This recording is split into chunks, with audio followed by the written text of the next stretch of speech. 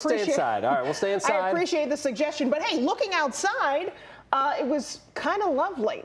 Yeah, so other people could go outside, right, Rich? We'll stay inside. Beautiful out there. Remember, it's the end of August now. It is just glorious. Remember, a few days ago, we had the heat, the humidity, the big storms, the flooding rains, all of that. History. I'll show you what's happening across the central Great Lakes. Nothing. We have fair skies from Detroit to Toronto, Chicago, Traverse City, all looking good. You have to go way down south to find active weather through parts of Kentucky and Tennessee, North Carolina.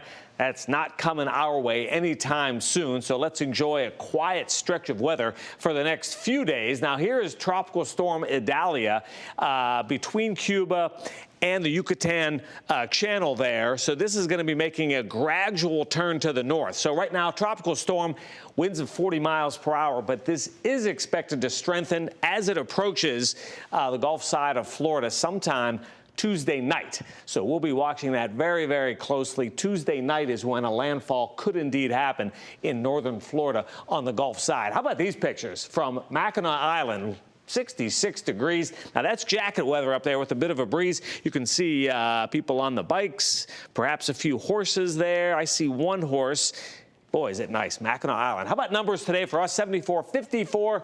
Here are your averages, 80 and 62. So that means we're 7 degrees below where we should be. Right now, a lot of us near 70, give or take a few. Howell at 71, Ann Arbor 73. A very light breeze from the north and east, and that's going to keep us rather chilly for the rest of the overnight period. 72 here, 74 in Chicago, 72 up there in Newberry. That's in the UP. Even cooler out east. How about Toronto right now? 68 degrees. If you're looking for some big-time heat, Dallas, New Orleans, Atlanta, they're in the low to mid-90s. Look at Washington, D.C. at 83, 88 out there in Denver. We'll take our 72 as high pressure is in command of our weather. That high is going to drift off to the east. So tomorrow features lots of sunshine. Now, it's Tuesday that brings a very weak front into the area. So Tuesday, perhaps a shower for us, but really that's the only chance for any kind of wet weather. You'll see that in the 7-day. For the rest of tonight, very nice out there. Perhaps some patchy fog after midnight down to 53. Here's your Monday forecast. Sunny once again, mild and dry with a high of 75. And then notice in the 7-day forecast, really it's Tuesday that brings that shower chance. Now notice for next weekend, we're talking Labor Day weekend next weekend, 84 and 83 for Saturday and Sunday. So perhaps a few more days of some heat here in southeast Michigan. How about a full check of the numbers tonight after football? Is that right? That is right, Rich. After football, we'll have another check. Dave, Hilary, back to you. All right, thank you, Rich. Yeah, thank you. Now let's get to some other news. This is a follow-up to a story that we first brought you roughly 9 days ago. A tragic crash. A teen with autism struck and killed in Roseville, and now we're learning about some progress being made in that case. The person said to be responsible making an appearance today in court, talking about 43-year-old Justin Spangle from Warren, who was charged with 1 count of leaving the scene of a crash causing death. Now he's accused of hitting and killing a 14-year-old boy was on the Groesbeck ramp to eastbound 696 in Roseville back on August 18th. It said that he drove off, leaving that teen behind. Investigators say the car that the man was driving was uninsured and his driver's license was also suspended. Bond in this case has been set at $500,000. All right, we're going to have to stay with some more disturbing news that takes us to the west side of Detroit. We never want to have to report about shootings, but in this case, 4 people were shot, 1 of them killed. Now, here's a look at the area where it happened. Police say this was just after 4 this morning on Cloverdale and Grand River. It's unclear right now exactly what led up to this absolute tragedy. We're going to keep you updated as we learn more about that. And we also found out, of course, that Camila Mira is working that story right now. We had a chance to just talk about it before she headed out there. So they're going to be pounding the pavement and trying to get some witnesses who may have seen something. So to help, hopefully, police solve this case. Yeah, we talked about yesterday a couple wrong-way crashes. Here's another scary incident that occurred on our freeways. An early morning crash sends 3 people to the hospital, and police tell us the driver responsible is just 19 years old and going more than 100 miles an hour. The crash that we're talking about, that you could see pictures of there, shut down a stretch of the freeway for hours so police could get to the bottom of what happened. MSP sharing these pics of the scene. You could see there a Chevy Equinox was sliced in half. This all happened around 2 o'clock this morning in eastbound 696 near Groesbeck and Warren. The troopers say the initial crash involved was a Chevy Equinox and a Dodge Caliber. While police were en route to that scene, the 19-year-old driving that Dodge Challenger going more than 100 miles an hour crashed into that Equinox. The force of that crash again cut right through that SUV. Thankfully, the driver of that SUV got out to check on the person in the Caliber prior to the collision. In all, 3 people were sent to the hospital. The 19-year-old who was driving the Challenger in serious condition, a passenger in his vehicle in critical condition, and a 3rd person in the Caliber only had minor injuries. It's amazing everyone survived, honestly. Yeah, when you see the wreckage, Right. it's startling. We had a chance to speak with Michigan State Police, First Lieutenant Mike Shaw, about the number of crashes we're seeing, and we're seeing an increase in serious crashes, but a slight decline in fatalities. Okay. So it's, you know, I don't know what's going on our roadways, but since the pandemic, we have seen a significant uptick in both fatalities, not just here in Metro Detroit, but certainly across the nation. And the serious incidents we're seeing where people are walking away or surviving, but are left with life-altering injuries. So every day we're giving that call of action to be careful on the roadways. All right, we're going to turn now to another story. We had a chance to now comb through the preliminary report released by the NTSB on that plane crash at the Thunder over Michigan airshow. This is something I know many of you have been following.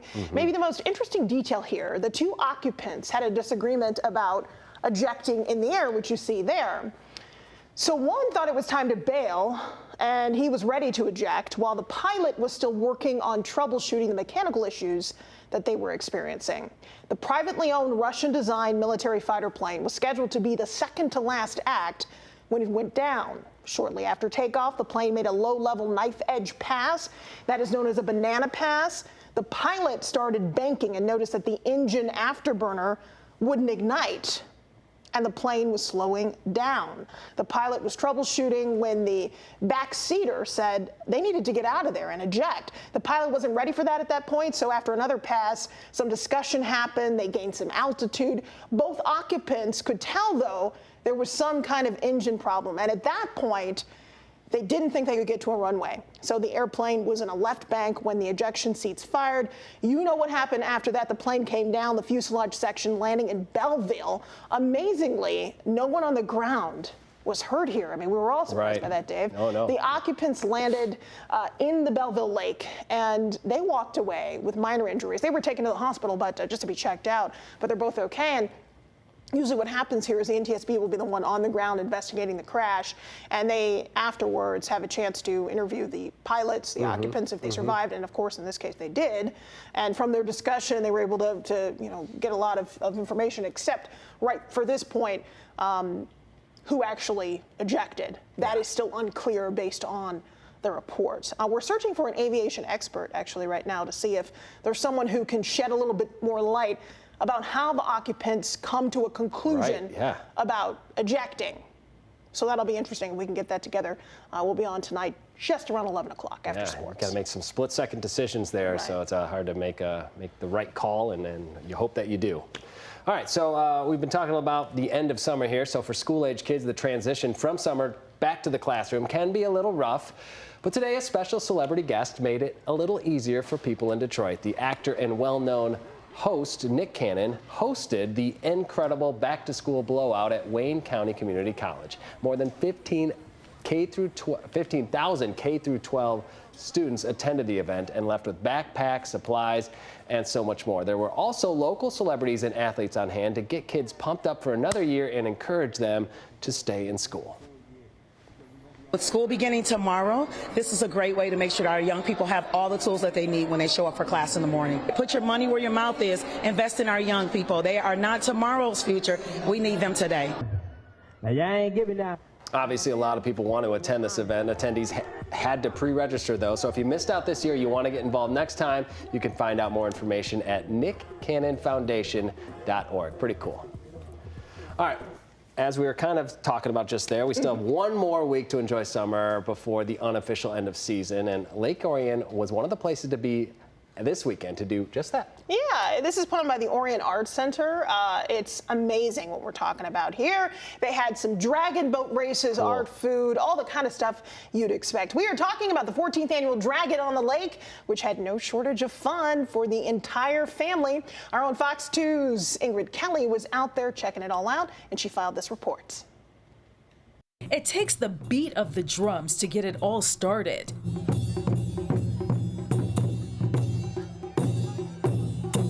It's time for Dragon on the Lake, held every year in Lake Orion. We have a kid zone, we have a marketplace, we have an art and craft fair. And the artwork takes on many forms. My potter's mark has become a stamp of Michigan with a little dot, and you can see where your piece has been born. They're just real flowers that are going into the pieces that we are preserving. Festival goers could also stop at a food truck and treat their taste buds to this appetizing piece called monkey bread. It's fresh dough that we make every day, and then it's coated with butter, brown sugar, cinnamon, and honey.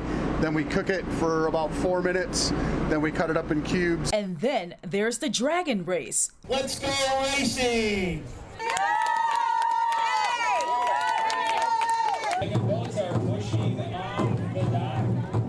Stacey Eckert's team is on a mission. We come out here every year on a mission to raise awareness and resources for Michigan residents living with Parkinson's disease. We benefit the Marilyn Jane Foundation. That's actually a family nonprofit named for my grandmother. And whatever team wins the race gets its name on this dragon trophy. There's so much to see and do here at Dragon on the Lake, and it's all for a good cause. Dragon on the Lake is the largest annual nonprofit fundraiser for the Orion Art Center, and they provide classes and art opportunities for people of all ages all year round. To learn more about Dragon on the Lake, go to fox2detroit.com.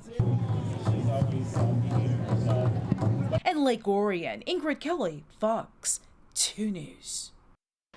All right, time for us now to reflect on the legacy of someone so important to Detroit, a longtime voting rights advocate and politician who helped lead the ultimately successful campaign to have the Detroit City Council members elected by district, died earlier this month. Mildred Madison was 97 years old and had spent more than 70 years leading by example, demanding better from elected officials and persuading people to go to the polls and participate in their own destiny.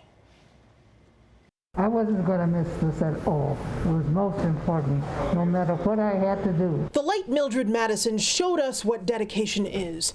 We interviewed her at 94 years old when she drove 300 miles to Detroit to vote because her absentee ballot was running late. And she would not abdicate her civic duty under any circumstances. I want to make sure my vote counted. What were you voting for this election? Oprah interviewed Madison about her trek. The story made headlines, but many of her life's achievements were newsworthy well before this. She was one of the smartest women I had ever met. The longtime voting rights advocate, politician, and education authority helped lead the campaign to have the Detroit City Council members elected by district, improving government accountability and responsibility. Her mark on Detroit made when she was well past retirement age, a woman in her 80s, helping to shape the political destiny of a community after having a successful political career in Cleveland. She did all of this great work in Cleveland, where she was the first woman on the Cleveland School Board and was a Cleveland City Council member. And when she got older and moved here, where her daughter, Sharon Madison, who people know very well, very successful Detroit businesswoman, she could have literally sat around and watched TV or, done some volunteer work or played, not shuffleboard, but, just taking it easy. And instead, she started this whole new great second career in voting rights to make sure that some of the work that she'd already been doing her whole life continued in Detroit. She served as president of the Detroit League of Women Voters. She encouraged and trained women to lead, embracing the fight for voting rights and voter engagement, calling attention to the barriers senior citizens face in voting. This wasn't a hobby for her. This wasn't something that she did in her spare time. This was her life. A wife, a mother, a champion of political integrity and equal access to democracy. Mildred Madison forged a lasting imprint. And she did leave a lasting imprint on Detroit. And that's all we have time for. We'll see you tonight at 11. See ya.